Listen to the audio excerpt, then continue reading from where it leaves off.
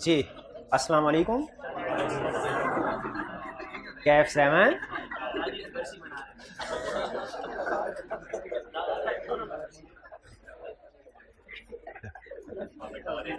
कैफ 7 आज लेक्चर का आगाज करते हैं। Lecture number 64। आज के इस लेक्चर में चैप्टर 11 का लास्ट लर्निंग ऑब्जेक्टिव स्टडी करेंगे हम, एनुअल रिटर्न्स। इसके साथ ही हमारा चैप्टर भी कंप्लीट हो जाएगा और जो MCQs हैं वो भी हम आज के लेक्चर में इंशाल्लाह डिस्कस करेंगे। आपको पता है क्या कि MCQs वैसे ही छोटे छोटे होते हैं। अरे भाईजान आप खड़े क्यों हैं?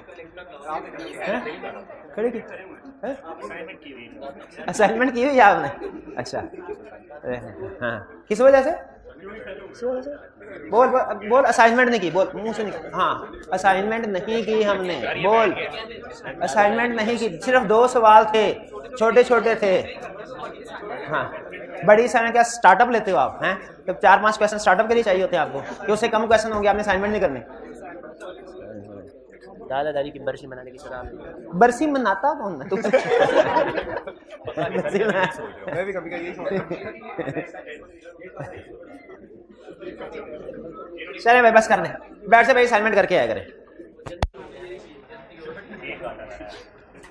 एनुअल रिटर्न, एनुअल, अच्छा हमने कल स्टडी किया था group financial statements, directors board. Directors board के क्वेश्चन अभी हम इसी लेक्चर के एंड में डिस्कस करेंगे। मैं चाह रहा हूँ डायरेक्टर्स बोर्ड के क्वेश्चन और एनुअल रिटर्न के क्वेश्चन दोनों इकट्ठे ही डिस्कस कर दें, ताकि आज ही दोनों क्वेश्चन जो है डिस्कस हो जाए। असाइनमेंट फिर भी आपने करके डिस्कस कर लेंगे हम क्लास में क्वेश्चन, लेकिन असाइनमेंट फिर भी आपने करके आनी है। कंसेप्ट स्टडी करने जा रहे हैं annual return. Annual return concept क्या है? बेसिकली कंसेप्ट एक तो हमने ये स्टडी किया हुआ है कि जब कभी कोई कंपनी के जो ऑफिसर्स हैं, डायरेक्टर हैं, चीफ एग्जीक्यूटिव वगैरह हैं, जब कभी इनकी अपॉइंटमेंट होगी विद इन 14 डेज, हमने शायद पढ़ा था कि रजिस्ट्रार को इंटीमेट करना होता है, ऐसे ही है। वो डायरेक्टर्स का लेक्चर हमने पढ़ा था शायद, और चीफ एग्जीक्यूटिव वाले टॉपिक में भी हमने स्टडी किया था कि जब कभी इनकी पोजीशन चेंज होती है, इलेक्शन होता है इनका, तो हमने विद इन 14 डेज रजिस्ट्रार को कम्युनिकेट करना होता है कि ये न्यू ऑफिशियल जो है वो डायरेक्टर या चीफ एग्जीक्यूटिव अपॉइंट हुए। लेकिन ये तो है जब उनकी ड्यूरिंग देयर अपॉइंटमेंट होगी, लेकिन लॉ रिक्वायर करता है कि हर साल के एंड पे, हर साल के बाद भी रेगुलरली, पीरियोडिकली आपने एक रिटर्न फाइल करनी है कंपनी ने रजिस्ट्रार को। इस रिटर्न को कहा जाता है एनुअल रिटर्न। इस रिटर्न में बेसिकली है क्या, अगर आप एक सेंटेंस में समझना चाहते हैं ना इस रिटर्न में क्या है, तो इस रिटर्न में डिटेल है कंपनी के ऑफिसर्स की, कंपनी के डायरेक्टर, कंपनी के चीफ एग्जीक्यूटिव वगैरह के बारे में, कंपनी के जो ऑडिटर हैं, लीगल एडवाइजर्स वगैरह हैं, उनके बारे में डिटेल्स है कि कंपनी को मैनेज कौन कौन लोग कर रहे हैं, कंपनी को ओन कौन कौन लोग कर रहे हैं, कंपनी के ऑफिसेस किस जगह पे हैं, ये इस तरह की डिटेल्स है। ये एक रूटीन नेचर की एक तरह से समझ लीजिए फॉर्मेलिटी है, इंफॉर्मेशन है, जो कि हर साल तकरीबन हर कंपनी ने सबमिट करवानी है। किसको? रजिस्ट्रार को। और कब? हर साल के बाद, इसलिए तो इसका नाम एनुअल रिटर्न है, ठीक है। लेकिन ये इसको सबमिट कब करवाना है और प्रिपेयर कब करना है, प्रिपेयर कब करना है किस, और सबमिट कब करवाना है, ये डेट्स इस कंसेप्ट में अहम है, ठीक है। जैसे फाइनेंशियल स्टेटमेंट्स प्रिपेयर किस डेट के ऊपर होती हैं, वो ईयर एंड के ऊपर होती हैं। यानी एक कंपनी का ईयर एंड अगर 30 जून 2021 है, तो 30 जून 2021 की डेट पे जो भी इनकम एक्सपेंस उस साल के हैं या एसेट्स एंड लायबिलिटीज हैं, वो फाइनेंशियल स्टेटमेंट्स में इंक्लूड किए जाते हैं, बाद वाले नहीं। लेकिन प्रैक्टिकली ये स्टेटमेंट बंद बाद में रही होती है, यदि बन रही होगी ये जुलाई में, अगस्त में या सितंबर के शुरू के दिनों में फाइनेंशियल स्टेटमेंट्स वगैरह, लेकिन इनके ऊपर बंद बाद में रही है। इंफॉर्मेशन किस डेट की आ रही होगी, वो ईयर एंड 30 जून वाली। एग्जैक्टली उसी तरीके से एनुअल रिटर्न में भी कंसेप्ट है कि एनुअल रिटर्न की इंफॉर्मेशन किस डेट की दी जाएगी, एक अलग कंसेप्ट है। और ये एनुअल रिटर्न रजिस्ट्रार को सबमिट कब करवाई जाएगी, ये अलग कंसेप्ट है। इसमें कोई कम्प्लेक्सिटी नहीं है, छोटी सी चीजें, 2-3 चीजें जो हमें बता रहा है। सबसे पहले एनुअल रिटर्न में क्या क्या चीजें शामिल होंगी, एनुअल रिटर्न में क्या क्या चीज, कहते हैं general information about company at a specific date. ये स्पेसिफिक डेट आपके लिए समझना जरूरी है कि ये क्या होगी, आगे डिस्कस करेंगे हम। एनुअल रिटर्न में क्या होता है, कंपनी के बारे में जनरल इंफॉर्मेशन किसी एक स्पेसिफिक खास डेट के ऊपर, खास डेट के ऊपर। अब वो डेट क्या है, क्या वो फाइनेंशियल ईयर एंड की डेट है, क्या वो कैलेंडर ईयर एंड की डेट है, क्या वो एजीएम की डेट है, ये हम आगे स्टडी करेंगे डेट कौन सी। फिलहाल ये कंसेप्ट एनुअल रिटर्न में क्या होगा, जनरल इंफॉर्मेशन किसके बारे में, कंपनी के बारे में, किस डेट पे, at a specific date. For example किस तरह की इंफॉर्मेशन होगी, सीईओ के बारे में, कौन है सीईओ, डायरेक्टर कौन है, सीएफओ कौन है, कंपनी सेक्रेटरी कौन है, इनका नाम वगैरह, लीगल एडवाइजर कौन है, ऑडिटर कौन है, बड़े बड़े मेंबर्स कौन है, शेयर कैपिटल कितना है, रजिस्टर्ड ऑफिस का एड्रेस क्या है। देखिए कंपनी के जनरल इंफॉर्मेशन है कंपनी के बारे में, कोई इसमें खास कोई जिसे कहना चाहिए कि टेक्निकल चीजें नहीं है जो एनुअल रिटर्न में फाइल करनी हो। ठीक है, अच्छा एक दफा ना ये जो इंफॉर्मेशन इंक्लूड की जाती है इसको गौर से देखें, फिर मैं इसके बाद आपसे एक सवाल पूछूंगा। सारे जो इंफॉर्मेशन एनुअल रिटर्न में इंक्लूड की जाती है ना, वो इसमें मेंबर से मुराद सारे मेंबर्स नहीं है, वो पॉसिबल नहीं है, बड़े मेजॉरिटी शेयर होल्डर समझ लीजिए।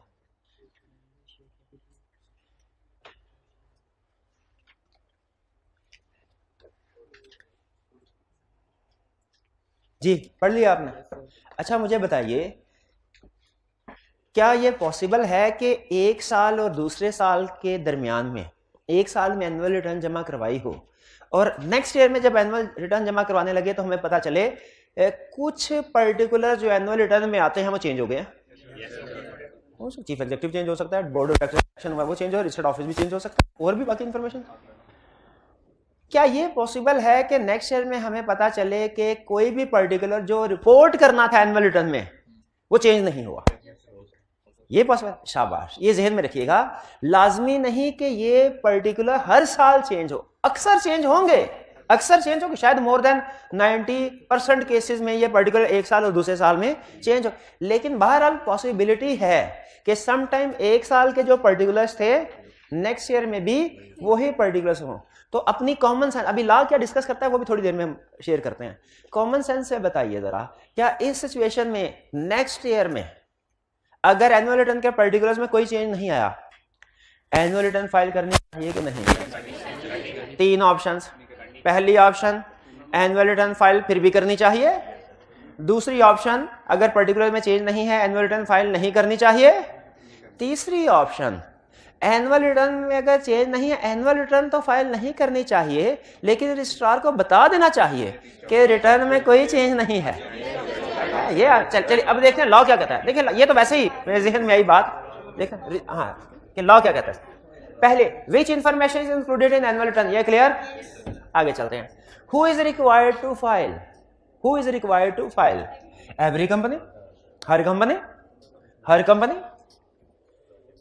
हैविंग शेयर कैपिटल, अगर उसका शेयर कैपिटल है तो उसके लिए फॉर्म ए है, शेयर कैपिटल है तो फॉर्म ए, और अगर शेयर कैपिटल नहीं है तो form B, form A, form B, form C, D, E. इससे पहले भी कहीं हमने सुना है चैप्टर 2 में, अब मेमोरेंडम और आर्टिकल्स वाला, जिसमें था कि स्टैंडर्ड फॉर्मेट जो कंपनीज एक्ट ने दिया हुआ है मेमोरेंडम और आर्टिकल्स के लिए, वो है क्या था उसमें? फॉर्म ए में क्या था, कौन सी टाइप ऑफ कंपनी की क्या चीज थी? कंपनी लिमिटेड बाय शेयर का आर्टिकल था, आर्टिकल्स ऑफ एसोसिएशन, और मेमोरेंडम दोनों थे कि सिर्फ आर्टिकल था कि सिर्फ मेमोरेंडम था? टेबल ए था। अच्छा फॉर्म ए नहीं था, टेबल ए टेबल बी था, ऐसे है। टेबल ए में क्या था? Articles of A company, listed company. अच्छा वैसे नहीं, बाकी बातें छोड़े, आपके कॉन्फिडेंस को देख के मैं इम्प्रेस हो गया, जिस कॉन्फिडेंस से जवाब थे। फॉर्म बी में क्या था? Memorandum of association company limited by. Form C में क्या था?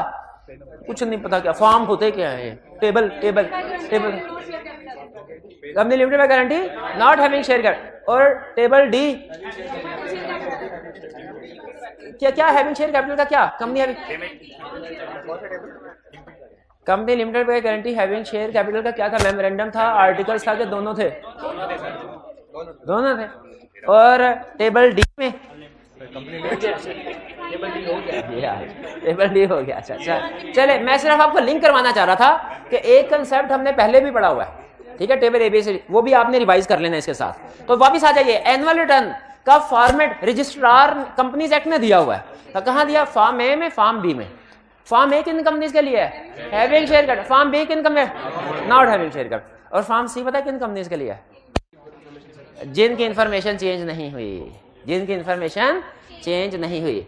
व्हाट, देखिए ये समझ आ गया ना कि हैविंग शेयर कैपिटल तो फॉर्म ए यूज करना है, not having share capital form B use करना है।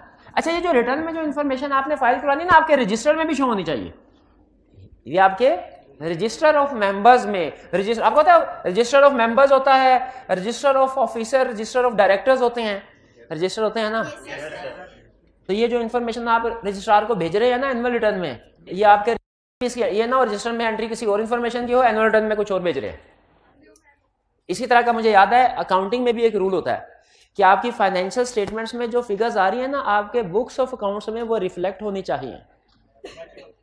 मैचिंग कंसेप्ट ये नहीं है। मैचिंग कंसेप्ट है कि आपका दाएं पैर वाला जूता और बाएं पैर वाला जूता मैच कर, मैचिंग कंसेप्ट।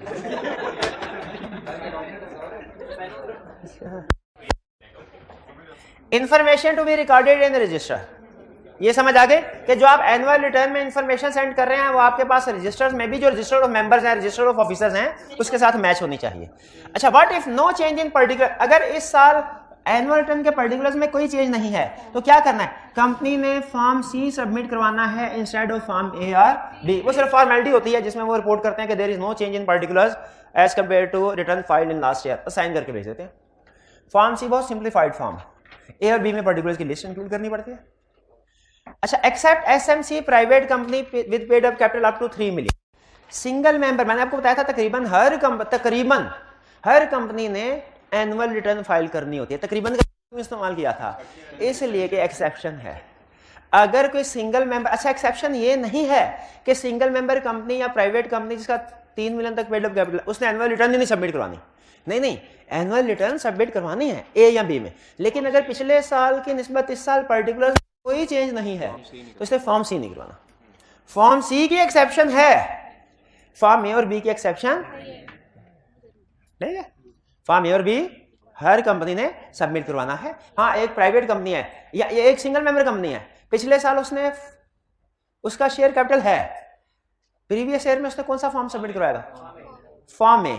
इस साल पर्टिकुलर्स में कोई चेंज नहीं है, वो अकेला ही है, पहले भी अकेला ही था, अब भी अकेला ही है। फॉर्म सी भी नहीं सबमिट करवाना, हाँ कुछ भी नहीं, शाबाश। क्यों? क्योंकि एक्सेप्शन है। ठीक है कि सिंगल मेंबर कंपनी और प्राइवेट कंपनी जिसका पेड अप कैपिटल 3 मिलियन तक हो उसने सबमिट नहीं करवाना। ये बात समझ आई? हाँ, इस साल इस सिंगल मेंबर कंपनी या private company with paid up capital तीनों में से कोई भी सबमिट नहीं करवाना। 1 और 2 किसके सबमिट नहीं करवाने? क्योंकि पर्टिकुलर्स में चेंज नहीं है। फॉर्म सी क्यों नहीं सबमिट करवाना? क्योंकि लॉ ने एक्सेप्शन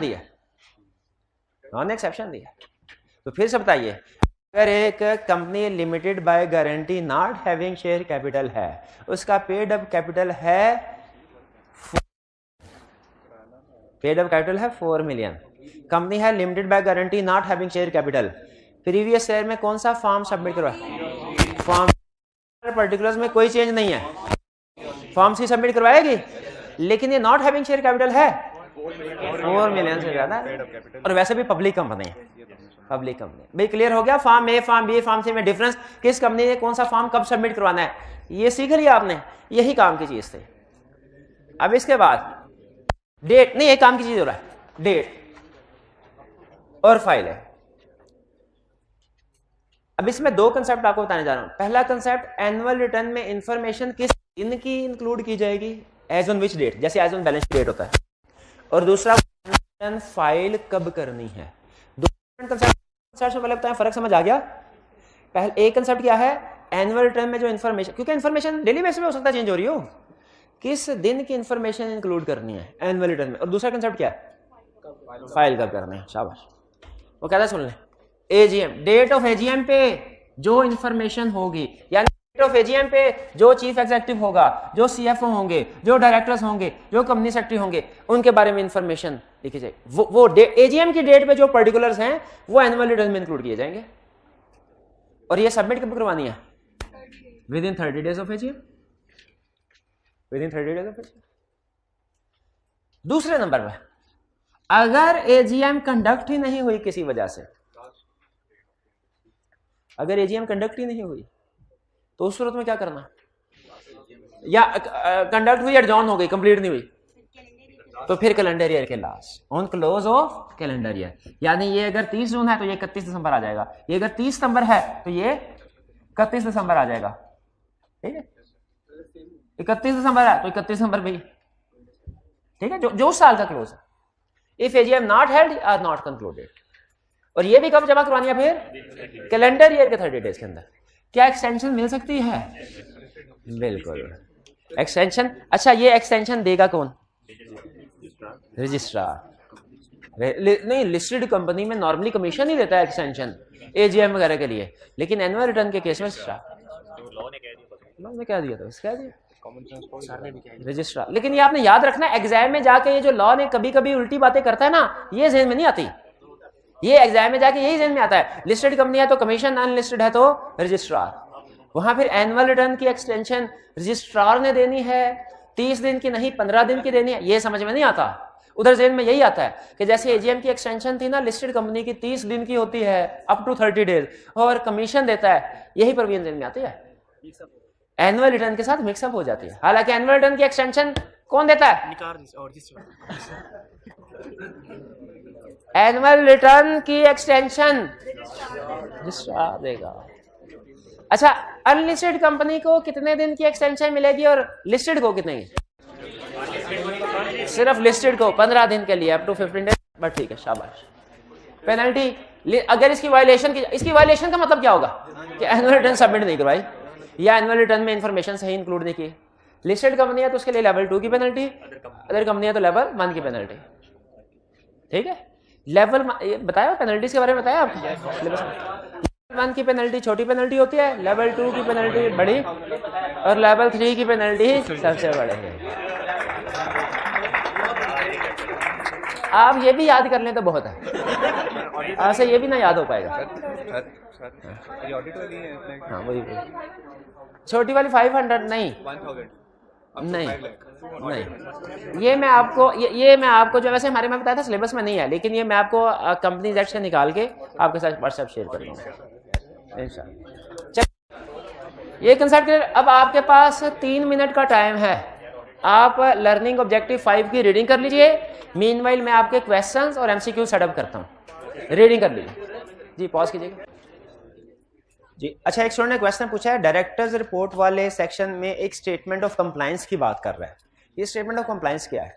देखिए, स्टेटमेंट ऑफ असल में कमीशन के पास ये पावर्स है कि वो अगर चाहे तो फर्दर कंपनी से, उनकी मैनेजमेंट से ये कह सकता है कि आपने कोई स्टेटमेंट मजीद फाइनेंशियल स्टेटमेंट के साथ अटैच करनी है। और प्रैक्टिस में कंपनीज के लिए एक रेगुलेशंस है, code of corporate governance. Code of corporate governance ये बताता है कि कंपनीज को चलाने के लिए गुड प्रैक्टिसेस क्या हैं, गुड गवर्नेंस किस तरीके से अचीव की जा सकती है। ये है कोड ऑफ कॉर्पोरेट गवर्नेंस, ये भी कमीशन इशू किया है। तो कमीशन ने कंपनी से, लिस्टेड कंपनी से ये कहा हुआ है, हर कंपनी से नहीं, लिस्टेड कंपनी से कहा कि आपने अपनी फाइनेंशियल स्टेटमेंट्स के साथ स्टेटमेंट एक इंक्लूड करनी है, एक पूरा पेज अलग से होता है कि आपने कोड ऑफ कॉर्पोरेट गवर्नेंस के साथ कंप्लाई किया है। अगर कमीशन, अच्छा यहां पे ना specifically code of corporate governance की बात नहीं कर रहा, यहां पे अपनी जनरल पावर बता रहा है कि कमीशन कह रहा है मेरे पास पावर है, मैं अगर चाहूं तो सारी कंपनी या किसी खास टाइप ऑफ कंपनीज को ऑर्डर दे सकता हूं कि वो फाइनेंशियल स्टेटमेंट्स के साथ कंप्लायंस रिपोर्ट भी इशू करे। अब कंप्लायंस किसके साथ करनी है, ये कमीशन ही कहता है, ये मैं खुद बता दूंगा। अभी फिलहाल कोड ऑफ कॉर्पोरेट गवर्नेंस है, कल को हो सकता है कि और लॉ भी आ जाए जिसके साथ मैनेजमेंट करनी हो। तो यहाँ पे जो कंप्लायंस रिपोर्ट की बात कर रहे हैं ना कि फाइनेंशियल स्टेटमेंट के साथ अटैच करनी है, उसकी बात कर रहा है। क्लियर? अच्छा, आइए अब चलते हैं क्वेश्चंस की तरफ। Question 10, under the provisions of companies act 2017 it is the responsibility of the board to prepare director report for each financial year. है रिस्पांसिबिलिटी, हर कंपनी के डायरेक्टर्स की रिस्पांसिबिलिटी है कि किसी कंपनी का डायरेक्टर रिस्पांसिबिलिटी है, किसी की नहीं, सबकी है। हर कंपनी ने डायरेक्टर्स रिपोर्ट प्रिपेयर करनी होती है क्या? हर कंपनी ने करनी होती है। किस कंपनी ने? अभी public company, private company, subsidy of public company या प्राइवेट कंपनी विद 3 मिलियन मोर, इन्होंने करनी है, बाकियों ने नहीं करनी। अच्छा, आगे क्या कह रहा है? कह रहा है act has further prescribed the minimum contents of such report. Director report के मिनिमम कंटेंट्स भी कंपनी एक्ट ने बता दी हैं, और बिल्कुल बता दी हैं, हमने भी पढ़े। In the above context list the matters which are required to be included in the business review section of directors report of a listed company. बताइए क्या तीनों तरह के कंटेंट्स आएंगे, दो होंगे के? अच्छा मेरा ये ख्याल है चूंकि लिस्टेड कंपनी है तो इसमें तीनों तरह के कंटेंट्स हैं। ये ख्याल गलत है? हाँ, लिस्टेड कंपनी का नाम तो लिया लेकिन खास तौर पे उसने बिजनेस रिव्यू सेक्शन में पूछा। तो बिजनेस रिव्यू सेक्शन में 4 चीजें थी कि 5 चीजें थी। कौन कौन सी चीजें थी? भाईजान जो हिम्मत हार के बैठे हुए हैं भाई बताएं कौन कौन सी 5 चीजें थी? पूछा जी भाई। इन्वायरमेंट था और क्या? Adequacy of internal control, social क्या? याद कब करेंगे आप रोज का रोज याद नहीं करते? कौन सी 5 चीजें? Adequacy of internal controls, environment क्या था कि एक्टिविटीज जो एनवायरनमेंट को इम्पैक्ट करती हो, और कॉर्पोरेट सोशल रिस्पॉन्सिबिलिटीज। हाँ ठीक है अगर प्रॉफिट हो डिविडेंड पे ना किया हो उसकी रीजन। ठीक है, तो सिर्फ हमने बिजनेस रिव्यू सेक्शन वाली चीज इंक्लूड करनी है। क्लियर? कोई प्रॉब्लम तो नहीं है? नेक्स्ट क्वेश्चन की तरफ चले। Next question, the annual general meeting of Iqra industries limited IQLA listed company is to be held on October 25, 2008। October 25, 2008 को लिस्टेड कंपनी है। In addition to the normal business, the company is planning to discuss a strategic business plan for the approval of shareholders. यानी AGM है, listed company है, AGM है, special business discuss होगा। Explain the requirements of company 2017 as regard the circulation of information or documents to various stakeholders prior to the above meeting. कौन कौन सी information? मेरा तो ख्याल है एक ही चीज, नोटिस ऑफ द AGM। हाँ तो कह रहा है भाई उसके क्या इंफॉर्मेशन उसके साथ अटैच होगी, उसके अंदर क्या इंफॉर्मेशन आएगी वो भी तो बताओ। डेट, नोटिस ऑफ AGM में पहले बता दिया नोटिस ऑफ AGM में क्या होगा? डेट और place, nature of business, draft resolution. Draft resolution आता है, ऑर्डिनरी बिजनेस होता नहीं है। अभी नॉर्मल की बात करते हैं, ठीक है। और हाँ प्रॉक्सी का right, right to appoint members, right to appoint proxy, और फिर rights of proxy to speak, दोनों फर्क है। फिर वीडियो लिंक फैसिलिटी की बात, इलेक्शन ऑफ डायरेक्टर्स अगर हेल्ड होना है AGM पे, इस AGM, और appointment and remuneration of auditor. ये तो हो गए जो हर कंपनी के केस में आएगा। अब लिस्टेड कंपनी के केस में कुछ एडिशनल रिक्वायरमेंट है इसके वाले से। क्या? लिस्टेड कंपनी है ना, तो नहीं वो नोटिस, वो कह रहा है नोटिस के साथ इंफॉर्मेशन क्या क्या होगी, इंफॉर्मेशन क्या क्या होगी बताइए। वो अगर लिस्टेड कंपनी है तो इसको सर्कुलेट भी तो करवाना है। कहाँ स्टॉक एक्सचेंज, कमीशन, रजिस्ट्रार। अच्छा स्पेशल बिजनेस कंडक्ट हो रहा है, इसके बारे में भी 3 इंफॉर्मेशन थी। कौन से थे? Statement describing all material fact, disclosure of directors interest, और if any document is to be proved तो place where such documents can be inspected. ठीक है, और क्या था?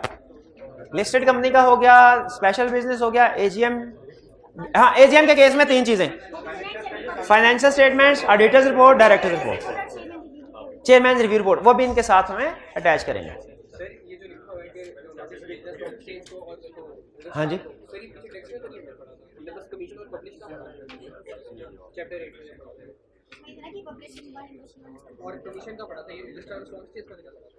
नहीं नोटिस हमने, अच्छा पहला क्वेश्चन इनका ये है कि सर ये क्वेश्चन हमने पहले भी किया हुआ। पहले कहाँ किया हुआ? चैप्टर, ठीक है। वहां पे ये कह रहे हैं कि हमने कमीशन को नोटिस भेजने की बात तो पढ़ी थी, रजिस्ट्रार और स्टॉक एक्सचेंज की बात नहीं पढ़ी थी। नहीं कमीशन की भी थी, स्टॉक एक्सचेंज को भी नोटिस भेजती है AGM। ये स्टॉक एक्सचेंज तो मुझे कंफर्म है, रजिस्ट्रार को भी भेजते हैं जहां तक मुझे याद। आप चेक कर लीजिएगा, मेरा ख्याल है नोटिस तीनों को, नोटिस ऑफ AGM में पढ़ लीजिएगा इसको कि लिस्टेड कंपनी है तो हमने इसको न्यूज़पेपर में भी उर्दू और इंग्लिश उधर पब्लिश करवाना, उसमें तो कोई मसला नहीं है। लेकिन स्टॉक एक्स किसी जगह पे ये लिखा हुआ था, स्टॉक एक्सचेंज, कमीशन और रजिस्ट्रार को भी हम सबमिट करवाते हैं ये नोटिस।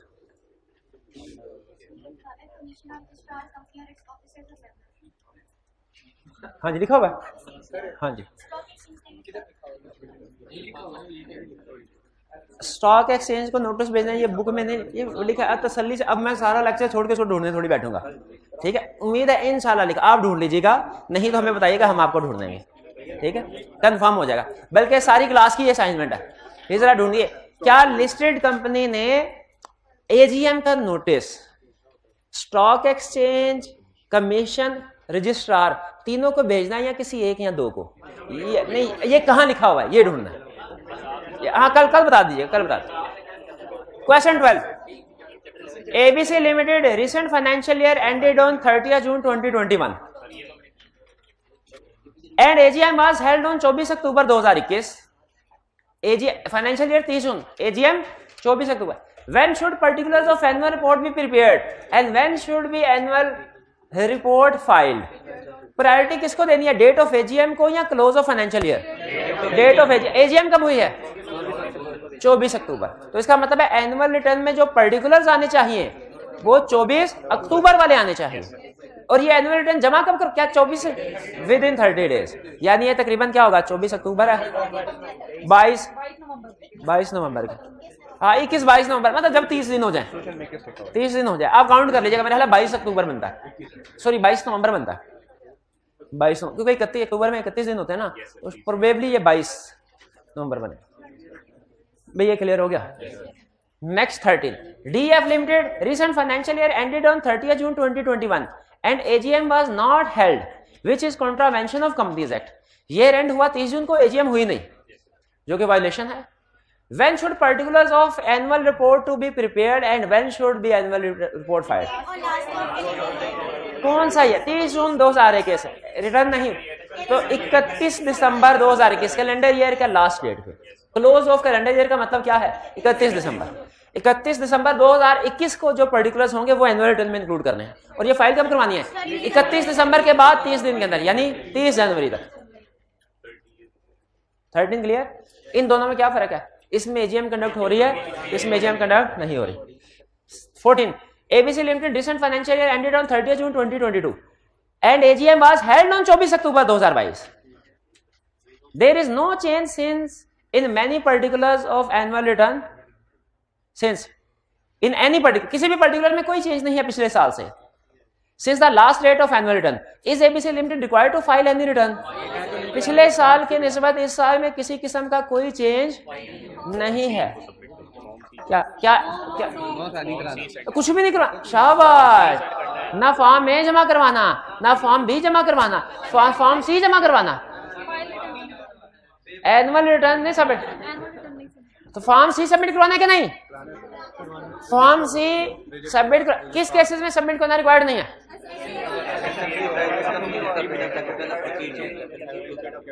सिंगल मेंबर कंपनी और private company with paid up capital up to 3 million. यहाँ पे चूंकि ये पब्लिक कंपनी है इसके लिए फॉर्म सी सबमिट करवाना रिक्वायर्ड है। भाई क्लियर?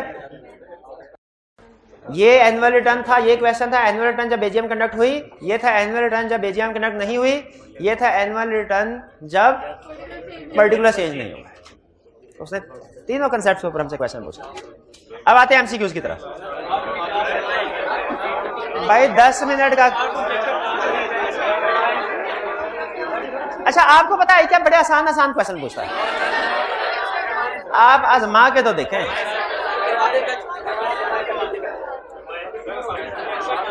पहला क्वेश्चन वो कहाँ, इसी रूम में क्लास है ना? कहाँ क्लास? नहीं सर नान की क्लास है ना? अरे 5 मिनट में ही निपट जाने। Books of count must be preserved.